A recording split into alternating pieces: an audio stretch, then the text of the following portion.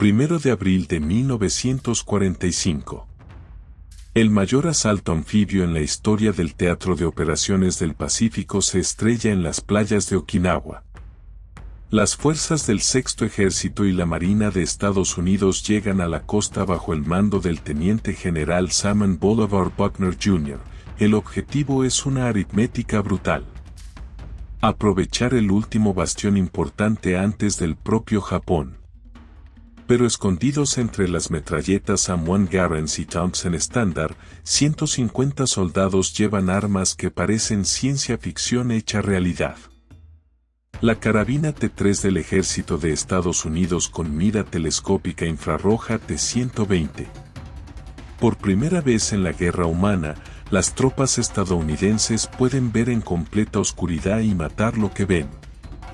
El 32º Ejército japonés, bajo el mando del Teniente General Mitsuruima, no tiene idea de lo que les espera en la noche. El arma lo cambia todo. Durante la primera semana de la campaña de Okinawa, el 30% de todas las bajas japonesas infligidas por el fuego de fusiles y carabinas estadounidenses provinieron de estas 150 carabinas equipadas con infrarrojos. No de las 180.000 tropas de invasión. Ni por los bombardeos de artillería masiva ni por el fuego naval.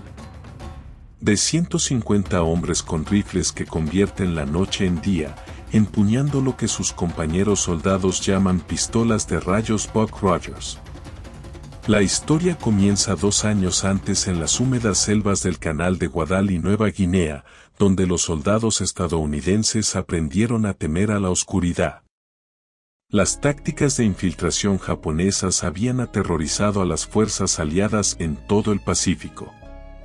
Pequeños equipos de soldados imperiales armados únicamente con rifles de cerrojo Arisaka, bayonetas y granadas se deslizaban a través de las líneas estadounidenses al amparo de la noche.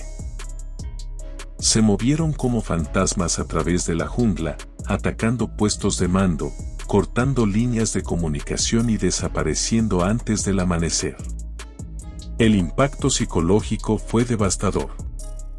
Las tropas estadounidenses, exhaustas por el combate diurno, no encontraron descanso después del atardecer. El sargento técnico William Morrison, de la 32 División de Infantería, describió más tarde el terror. Los oídías moverse allá afuera en la oscuridad, el crujido de las hojas, tal vez una ramita al romperse. No se podía ver absolutamente nada, pero sabías que venían. A veces simplemente se quedaban allí tumbados durante horas, esperando a que te quedaras dormido. Entonces te despertabas y encontrabas a tu amigo con la garganta cortada en la trinchera a tu lado. Los japoneses habían perfeccionado estas tácticas a lo largo de años de lucha en China y Manuria. El entrenamiento del ejército imperial enfatizaba las operaciones nocturnas y los soldados practicaban movimientos silenciosos por terrenos difíciles durante horas. Aprendieron a navegar a la luz de las estrellas, a distinguir entre sonidos naturales y movimientos del enemigo y a atacar con el máximo impacto psicológico. Un solo soldado japonés, adecuadamente entrenado y equipado, podría aterrorizar a toda una compañía estadounidense durante una larga noche en el Pacífico.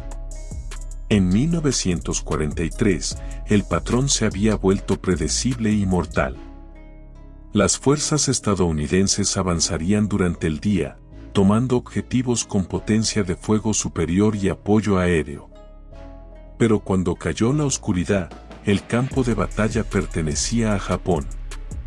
Pequeños grupos de soldados imperiales se infiltrarían en posiciones estadounidenses, plantarían minas, cortarían cables telefónicos y eliminarían centurias. Incluso cuando estas incursiones no lograron causar bajas significativas, destrozaron la moral estadounidense y dejaron a unidades enteras sin dormir e ineficaces en el combate. La Junta de Ingenieros del Ejército en Fort Belvoir, Virginia, recibió una directiva urgente: desarrollar una solución a la infiltración nocturna japonesa. El desafío parecía imposible. ¿Cómo se le da a los soldados estadounidenses la capacidad de ver en completa oscuridad? La tecnología apenas existía, limitada a experimentos de laboratorio y artículos teóricos. Pero a finales de 1943, los investigadores civiles del Laboratorio de Electrónica habían reunido los componentes de un sistema funcional. El gran avance surgió de la combinación de tres tecnologías existentes. Un foco infrarrojo similar a un faro de coche pero filtrado para emitir solo radiación infrarroja invisible.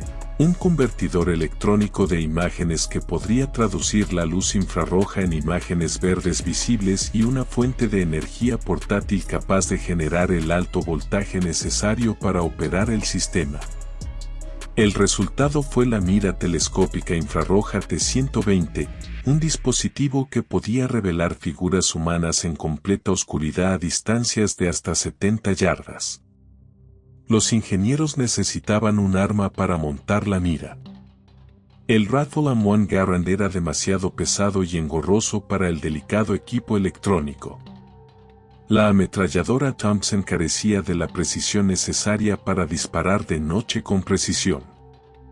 Pero la carabina M1, que pesa solo 5,12 libras con su cartucho de calibre 30 y cañón de 18 pulgadas, proporcionó la plataforma perfecta, fuego semiautomático, retroceso manejable y un tamaño que no abrumaría el sistema infrarrojo.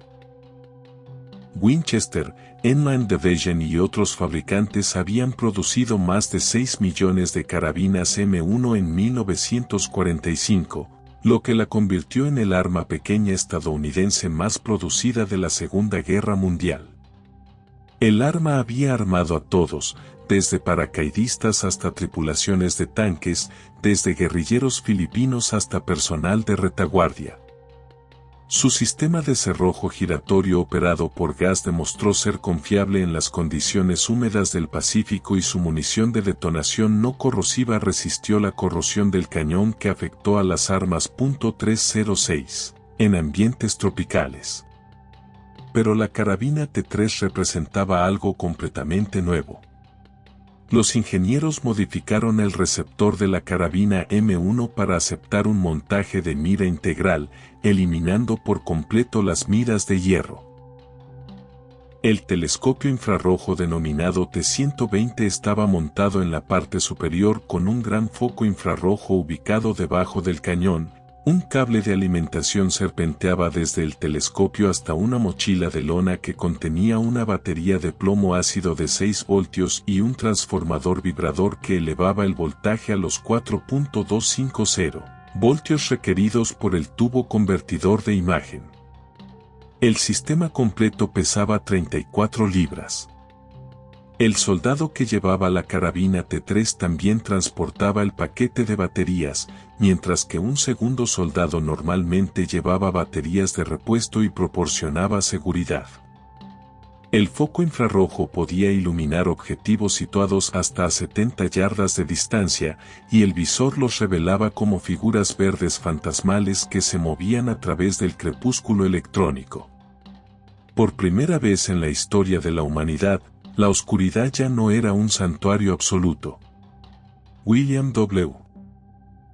Garstan, uno de los miembros del personal del laboratorio electrónico involucrado en el desarrollo del T120, escribió más tarde que su compañía produjo 1.700 telescopios infrarrojos durante la Segunda Guerra Mundial. Todos tenían como destino Okinawa o Filipinas. El ejército designó equipos de 2 o 3 soldados para operar cada sistema, uno para transportar y disparar el arma, otro para transportar baterías de repuesto y brindar apoyo, y a veces un tercero para servir como enlace de seguridad y comunicación. La formación resultó crucial. El telescopio infrarrojo mostró una imagen teñida de verde con una percepción de profundidad limitada y un campo de visión estrecho. Los operadores tuvieron que aprender a distinguir entre la vegetación que se movía con el viento y las figuras humanas que se arrastraban entre la maleza. Practicaron el seguimiento de objetivos en movimiento y la compensación de la trayectoria de la carabina en campos de tiro nocturnos. Lo más importante es que aprendieron a coordinarse con fuerzas convencionales para evitar incidentes de fuego amigo.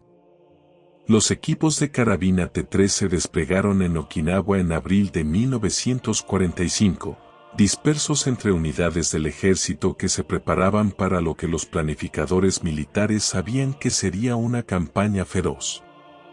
Los informes de inteligencia indicaron que el teniente general Ushima había fortificado la isla con 77.000 tropas japonesas, incluidos veteranos del ejército de Guandong en Manuria. Estas fuerzas habían construido una elaborada red defensiva de cuevas, túneles y puntos fuertes que se apoyaban mutuamente, diseñada para desangrar a las fuerzas estadounidenses. La estrategia defensiva de Ushima se basó en gran medida en operaciones nocturnas. Durante el día, las fuerzas japonesas se atrincheraban en sus posiciones fortificadas, resistiendo los bombardeos de artillería y los ataques aéreos estadounidenses. Pero después de la puesta del sol, pequeños equipos surgían para hostigar las posiciones estadounidenses, colocar minas y realizar incursiones.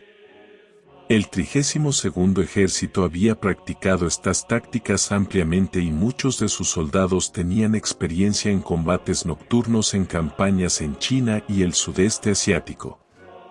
El comandante japonés comprendió que no podía detener la invasión estadounidense mediante tácticas defensivas convencionales. Sus fuerzas eran superadas en número en una proporción de más de 2-1, y la superioridad del poder de fuego estadounidense era abrumadora. Pero si pudiera prolongar la campaña mediante un acoso nocturno eficaz, infligiendo bajas constantes y quebrando la moral estadounidense, podría obligar a Estados Unidos a reconsiderar sus planes de invadir el propio Japón. En la noche del 6 de abril de 1945, las fuerzas japonesas lanzaron su primer gran intento de infiltración contra posiciones estadounidenses en Okinawa. Pequeños equipos de soldados imperiales armados con rifles Aerosaka, granadas de mano tipo 97 y cargas de mochila avanzaron lentamente hacia el perímetro estadounidense. Se movieron con la confianza nacida de 2 años de operaciones nocturnas exitosas en el Pacífico.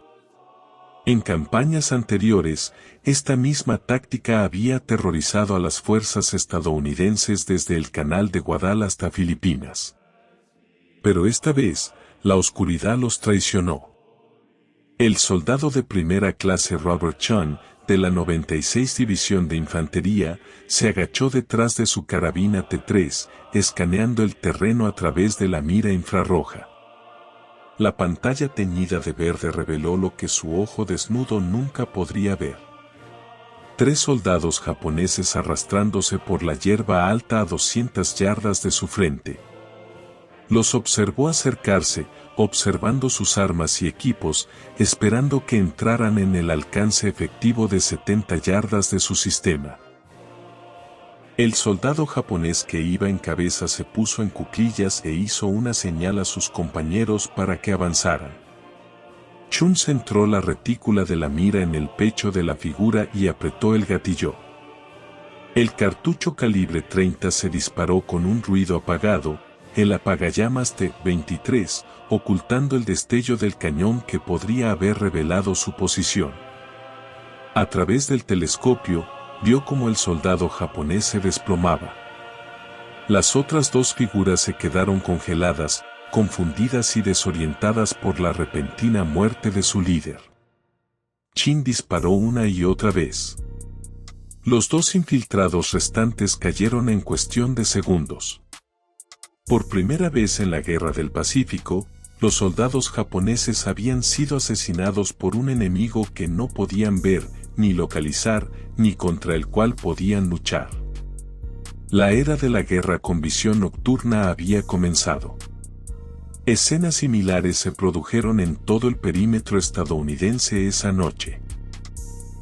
Los operadores de carabinas T3, ubicados en posiciones defensivas ocultas, eliminaron a los infiltrados japoneses con precisión mecánica.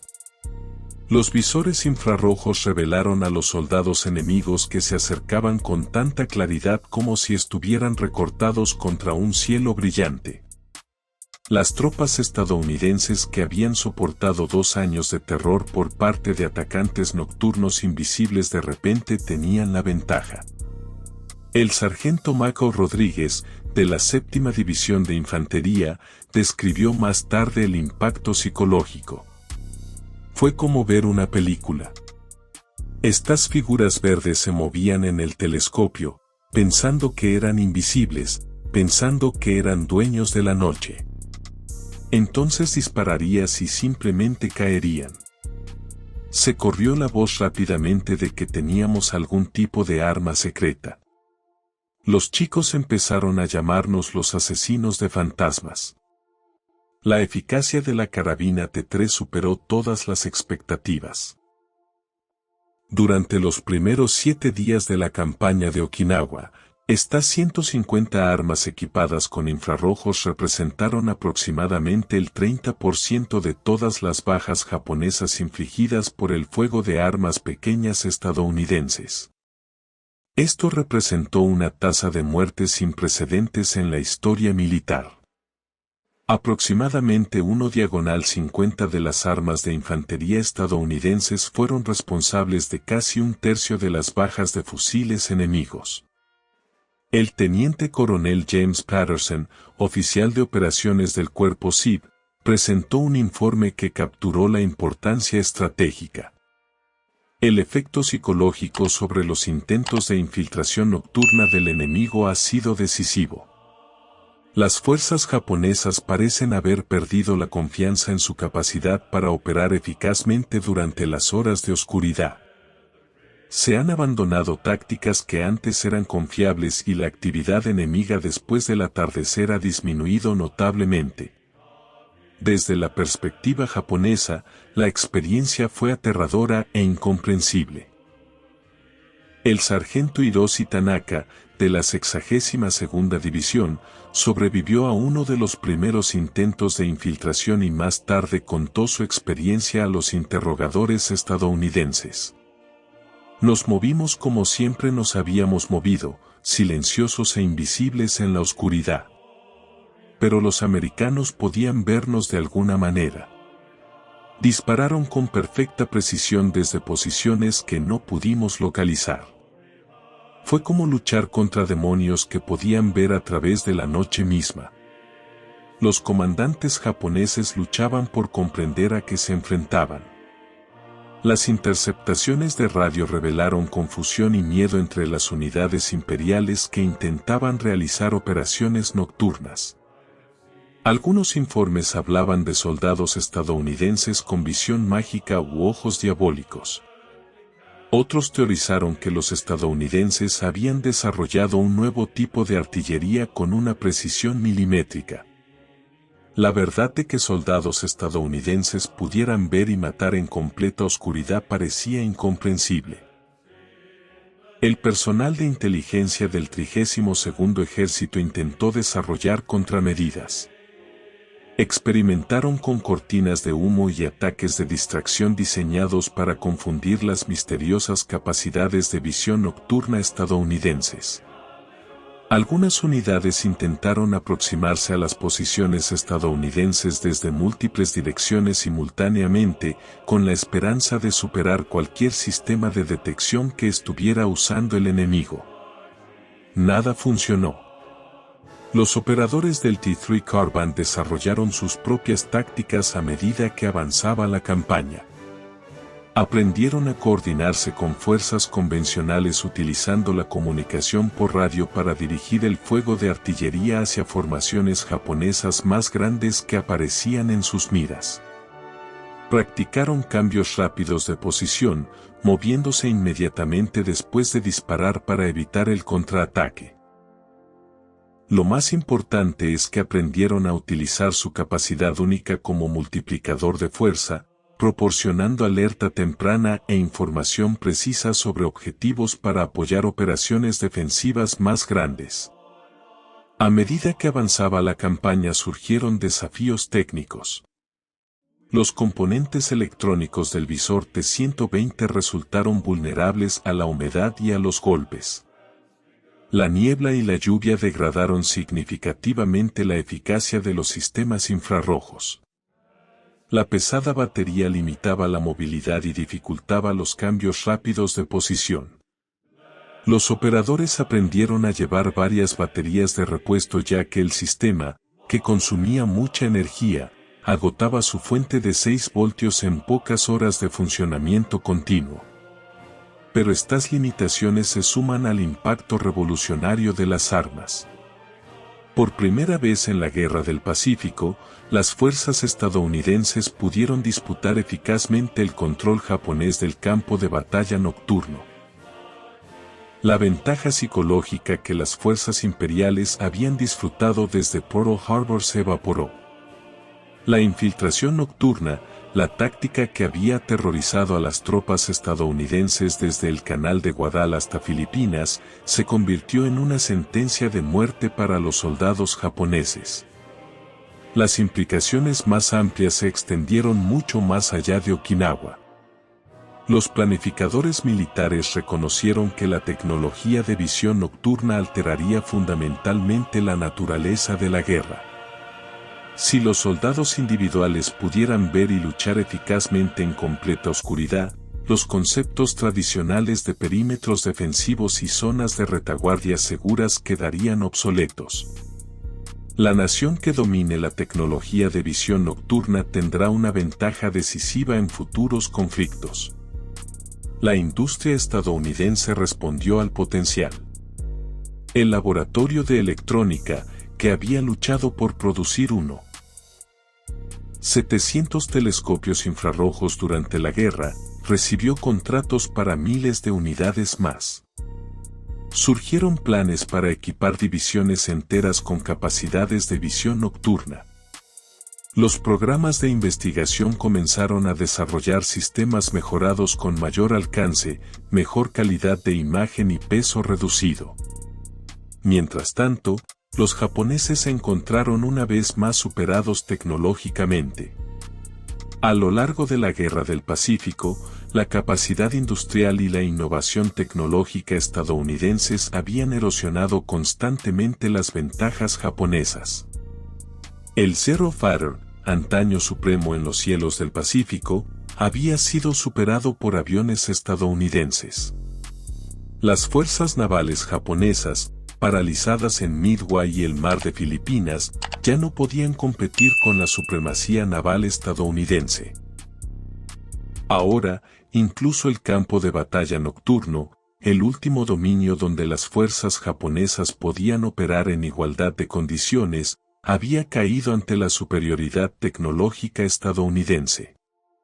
Los informes de inteligencia de los documentos japoneses capturados revelaron el impacto devastador en la moral imperial. Un documento encontrado en el cuartel general de la 24ª División describía las capacidades de combate nocturno estadounidenses como sobrenaturales e incomprensibles. Otro informe de un comandante de batallón de la 44ª Brigada Mixta Independiente recomendó abandonar por completo las operaciones nocturnas. El enemigo posee la capacidad de ver y matar en completa oscuridad. Nuestros soldados tienen miedo de moverse después del atardecer. El éxito de la carabina T-3 en Okinawa validó un enfoque estadounidense más amplio de la guerra que enfatizaba soluciones tecnológicas a problemas tácticos. En lugar de igualar las habilidades de lucha de los caballeros japoneses mediante entrenamiento intensivo y tácticas especializadas, los ingenieros estadounidenses habían desarrollado una ventaja tecnológica que hizo que esas habilidades quedaran obsoletas. Este modelo de utilizar la superioridad industrial y científica para superar las ventajas tácticas enemigas se convertiría en un sello distintivo de la doctrina militar estadounidense. Los datos de producción revelan la escala del compromiso estadounidense con la guerra con visión nocturna. Al final de la guerra, se habían fabricado aproximadamente 1.900 carabinas T3 junto con miles de miras telescópicas y paquetes de baterías de repuesto. Existían planes para producir 20.000 sistemas completos, suficientes para equipar a sectores importantes del ejército y del cuerpo de marines. Solo la rendición japonesa en agosto de 1945 impidió esta expansión masiva de las capacidades de visión nocturna. El linaje tecnológico de la carabina T3 se extendió directamente a los modernos sistemas de visión nocturna. El principio básico de utilizar iluminación infrarroja y conversión electrónica de imágenes para crear imágenes visibles a partir de luz invisible sigue siendo fundamental en los equipos de combate nocturno contemporáneos. Si bien los sistemas modernos son más pequeños, más livianos y más capaces, su ascendencia se remonta directamente a aquellas 150 carabinas que cambiaron la guerra en Okinawa. Los testimonios individuales de los operadores de T3 ofrecen una visión de la dimensión humana de esta revolución tecnológica. El cabo David Kem, de la 27 División de Infantería, mantuvo un diario durante la campaña de Okinawa, el 15 de abril de 1945. Avistó a 6 soldados enemigos moviéndose hacia nuestra posición a las 2:30 horas. Alcance aproximado 50 yardas. Atacó y eliminó todos los objetivos con 8 rondas. No hubo bajas estadounidenses. Todavía parece imposible que podamos hacer esto. El soldado Ronald Martínez de la 96 División de Infantería escribió a su familia: "No puedo contaros mucho sobre lo que estoy haciendo, pero sí puedo decir que tenemos una nueva arma que nos permite ver en la oscuridad. Los japoneses no saben qué les pasó. Por primera vez desde que estoy en el Pacífico, no tengo miedo de lo que viene en la noche". La transformación psicológica fue completa. Los soldados estadounidenses que habían soportado años de terror por la infiltración nocturna japonesa de repente se encontraron con una ventaja abrumadora. El arma que parecía ciencia ficción se convirtió en una herramienta de guerra psicológica tan poderosa como cualquier dispositivo explosivo. Los comandantes japoneses intentaron adaptar sus tácticas a la nueva realidad. Algunas unidades pasaron a realizar operaciones diurnas, aceptando la mayor vulnerabilidad a la artillería y el poder aéreo estadounidenses.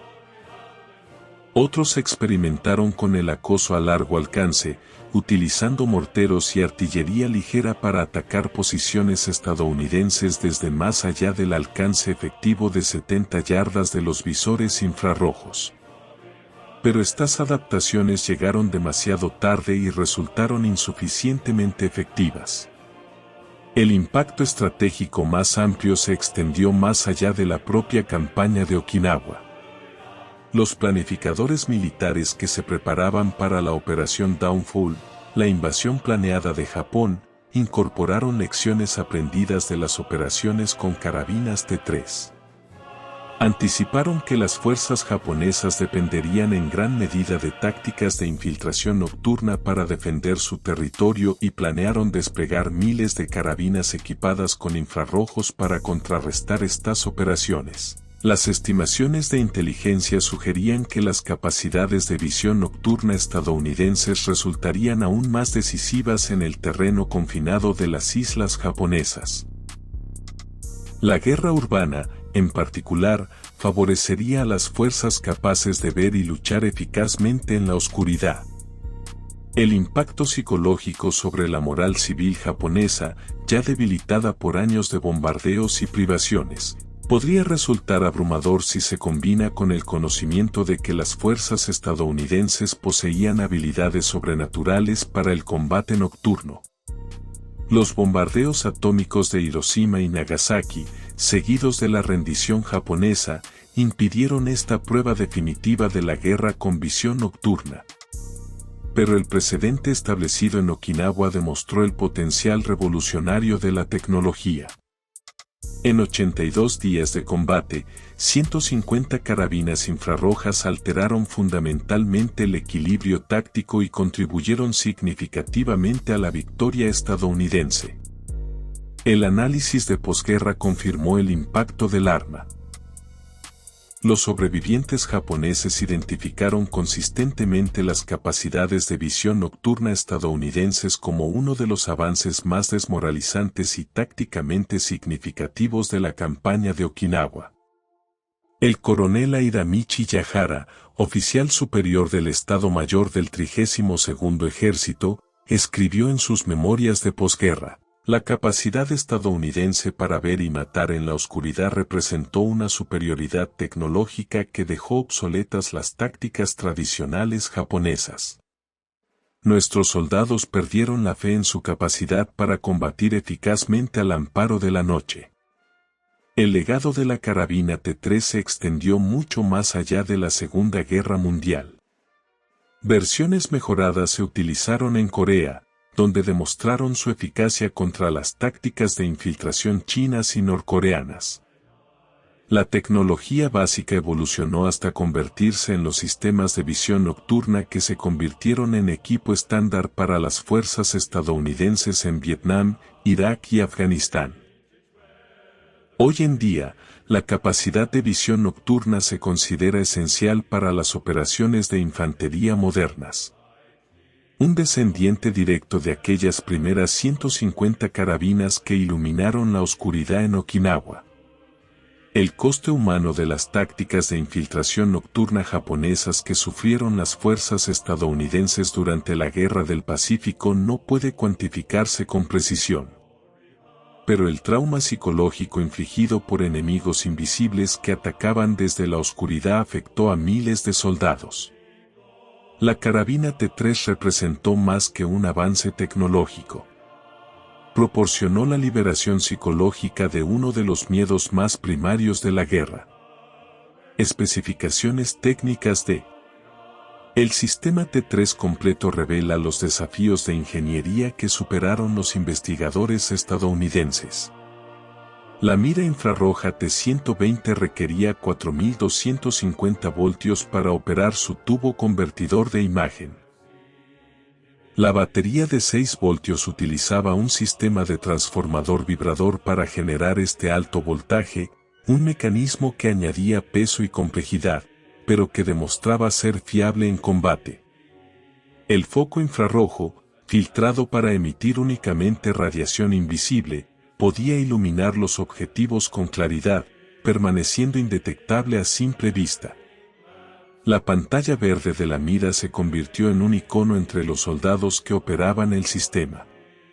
Los objetos aparecían en diversos tonos de verde y negro, con figuras humanas que destacaban claramente sobre la mayoría de los fondos.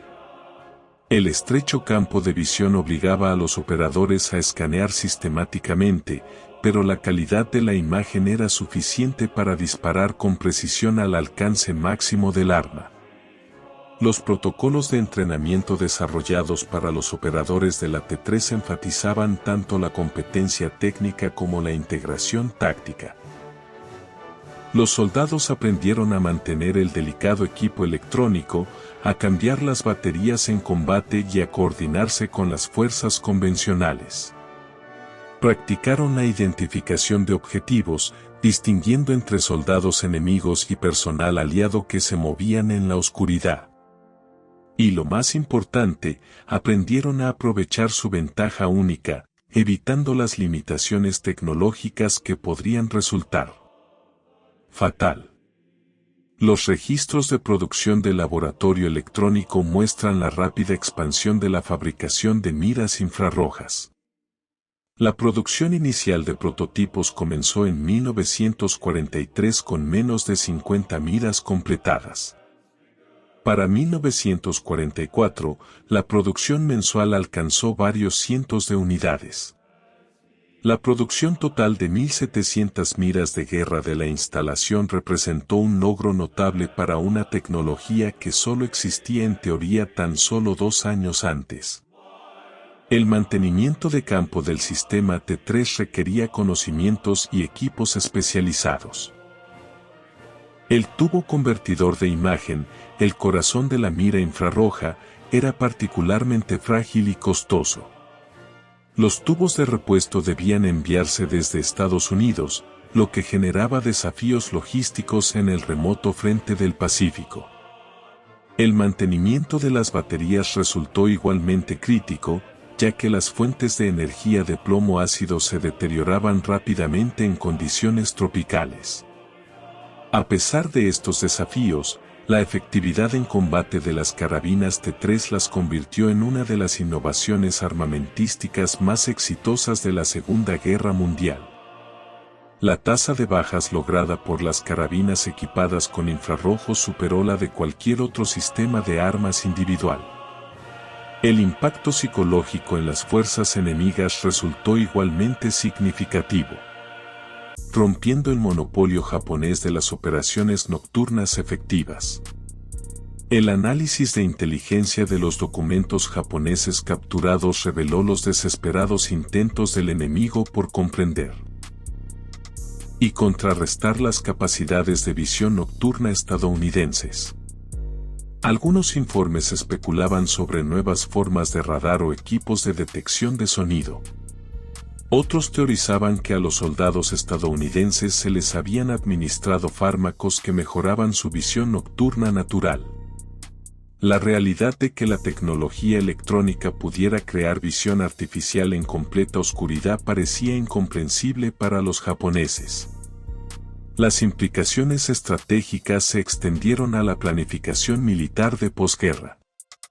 Los planificadores de defensa estadounidenses reconocieron que la tecnología de visión nocturna cobraría cada vez más importancia a medida que los adversarios potenciales desarrollaran sus propias capacidades infrarrojas.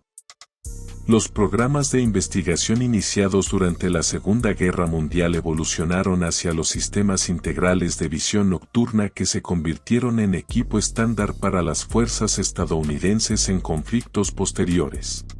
Los datos de fabricación del final de la guerra revelan la magnitud de la expansión planificada. Existían contratos para la producción de 20.000 sistemas T3 completos, suficientes para equipar a una parte significativa del ejército y la infantería de marina. Otros contratos cubrían repuestos, miras telescópicas de repuesto y sistemas de baterías mejorados. Solo el repentino final de la guerra impidió este aumento masivo de las capacidades de visión nocturna. Los operadores de carabinas T3 que lucharon en Okinawa se convirtieron en pioneros de una nueva forma de guerra. Sus experiencias, documentadas en informes posteriores a la acción y relatos personales, sentaron las bases de la doctrina moderna de combate nocturno. Las tácticas que desarrollaron. La coordinación con las fuerzas convencionales, los rápidos cambios de posición y el ataque sistemático al objetivo se convirtieron en procedimientos estándar para las tropas equipadas con visión nocturna. Los factores ambientales afectaron significativamente las operaciones del T3 en Okinawa.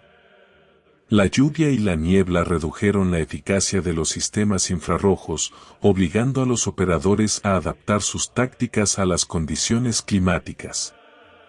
La alta humedad causó problemas de corrosión en las conexiones eléctricas. El polvo y los escombros de los bombardeos de artillería podían dañar los delicados mecanismos de la mira telescópica. A pesar de estos desafíos, la eficacia en combate del sistema sigue siendo superior a cualquier alternativa disponible. El contexto tecnológico más amplio de la Segunda Guerra Mundial ofrece una perspectiva sobre la importancia de la carabina T3. Si bien el radar, el sonar y las armas nucleares recibieron mayor atención, el desarrollo de la tecnología práctica de visión nocturna representó un avance igualmente importante. Por primera vez, los soldados podían extender su capacidad de combate efectiva a las horas de oscuridad que tradicionalmente habían pertenecido a tropas especializadas o unidades de élite. Los informes de combate de Okinawa enfatizaron constantemente el impacto psicológico de la carabina T3 en las fuerzas estadounidenses y japonesas. Los soldados estadounidenses, previamente aterrorizados por atacantes nocturnos invisibles, ganaron confianza y eficacia en combate. Las fuerzas japonesas, acostumbradas a dominar el campo de batalla nocturno, descubrieron que sus tácticas más fiables se volvían repentinamente suicidas. Esta transformación psicológica afectó a todo el carácter de la campaña de Okinawa. Los desafíos técnicos superados en el desarrollo del sistema T-3 demuestran la capacidad industrial y científica estadounidense durante la Segunda Guerra Mundial. Crear un arma de visión nocturna práctica requirió avances en electrónica, óptica, tecnología de baterías y técnicas de fabricación. La rapidez con la que se resolvieron estos desafíos y la tecnología desplegada en las unidades de combate refleja la eficacia de los programas estadounidenses de investigación y desarrollo en tiempos de guerra. Las estadísticas de efectividad de armas individuales de Okinawa revelan el rendimiento excepcional de las carabinas T-3. Si bien las cifras exactas varían según la fuente, la mayoría de las estimaciones sugieren que cada carabina equipada con infrarrojos eliminó al personal enemigo a un ritmo muy superior al de las armas convencionales. Esta tasa de efectividad justificó la complejidad y el coste del sistema, lo que validó el enfoque estadounidense de utilizar la superioridad tecnológica para lograr ventajas tácticas. Tras la campaña de Okinawa, se realizó un análisis intensivo del rendimiento de las carabinas T-3. Investigadores militares entrevistaron a operadores, estudiaron informes de combate y analizaron documentos japoneses capturados para comprender el impacto de las armas. Sus hallazgos influyeron en el desarrollo posbélico de sistemas de visión nocturna mejorados y moldearon la doctrina estadounidense para las operaciones de combate nocturno. Los registros de fabricación de la división interior de Winchester y otros fabricantes de carabinas muestran la integración de la producción de T-3 en la fabricación de armas existentes. Los receptores modificados requirieron. Las operaciones de mecanizado eran limitadas, pero las líneas de producción básicas de carabinas podían adaptarse a los requisitos del T-3 sin necesidad de reequipamientos importantes.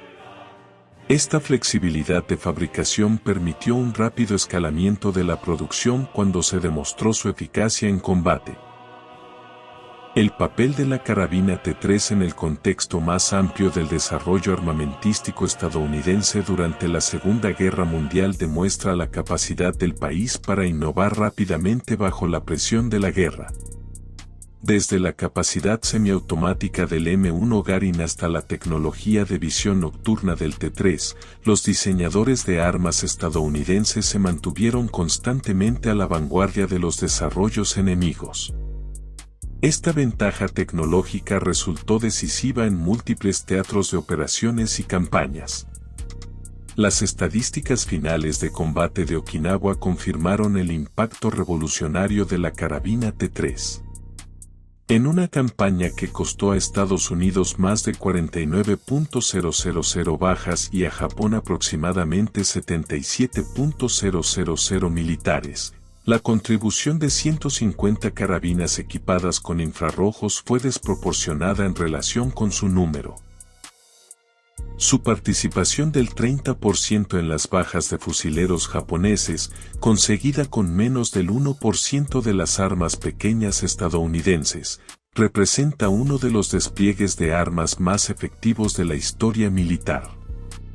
La tecnología que comenzó como una respuesta desesperada a las tácticas de infiltración nocturna japonesas evolucionó a una capacidad fundamental de las fuerzas militares modernas.